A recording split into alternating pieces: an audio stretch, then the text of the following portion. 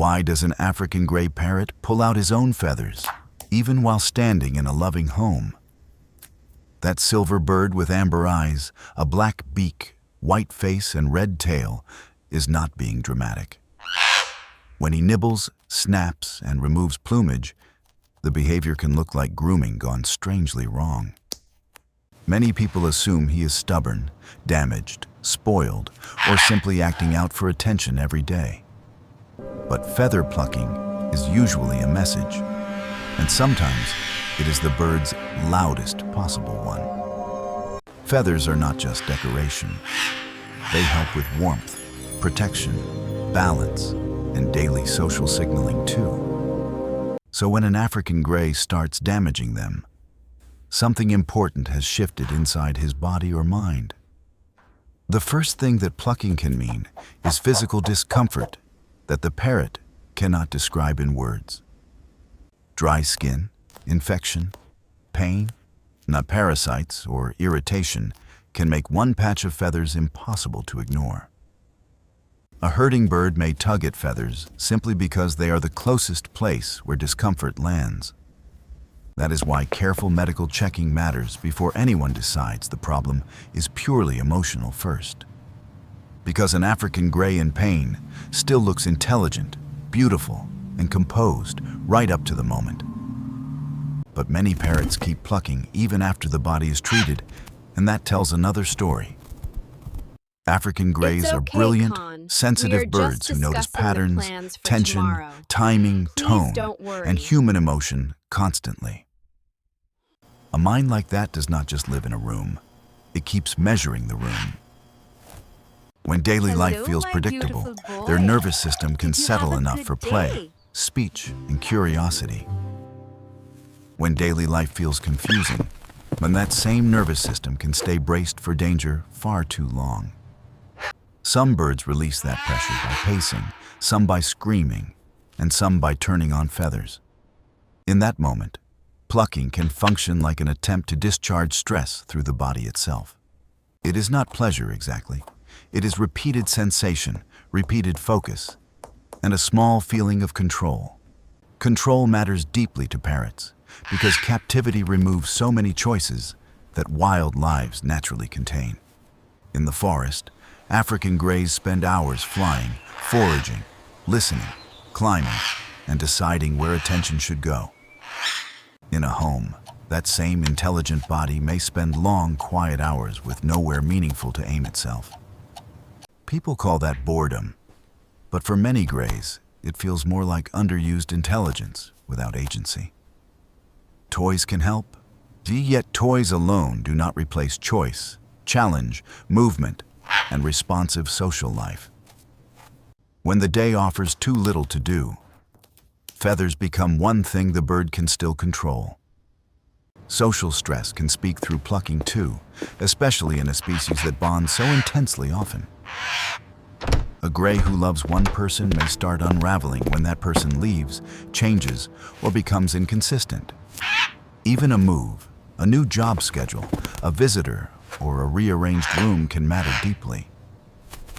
African grays often struggle not with one giant trauma, but with many small stresses layered together.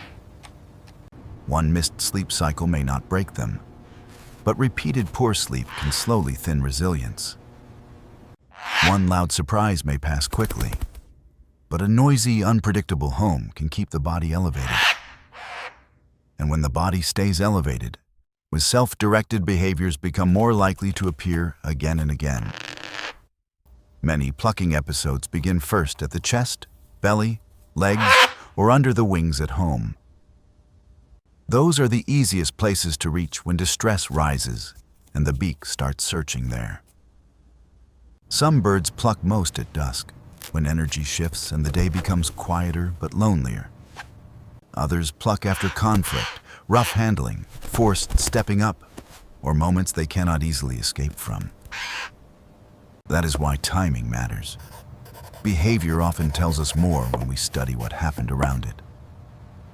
The best clues live before the plucking, not only in the empty place left behind afterward.